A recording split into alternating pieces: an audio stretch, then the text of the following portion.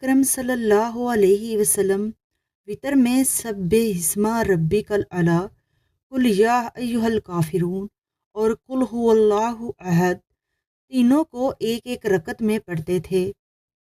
امام ترمذی کہتے ہیں اس باب میں علی، عائشہ اور عبد الرحمن بن ابزہ رضی اللہ تعالیٰ عنہم، جنہوں نے ابی بن کعب رضی اللہ تعالیٰ عنہ سے روایت کی ہے، بھی احادیث آئی ہیں، اور اسے عبد الرحمن بن ابزہ سے بغیر ابی کے واسطے کے براہ راست نبی اکرم صلی اللہ علیہ وسلم سے بھی روایت کیا جاتا ہے۔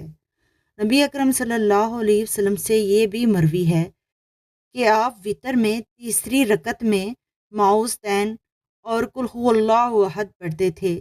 صحابہ کرام اور ان کے بعد کے لوگوں میں اکثر اہل علم نے جس بات کو پسند کیا ہے وہ یہ ہے کہ سبح اسم ربک الاعلیٰ، قل یا ایہا الکافرون اور قل هو اللہ احد تینوں میں سے ایک ایک ہر رکعت میں پڑھتے۔ جامع ترمذی حدیث نمبر 462۔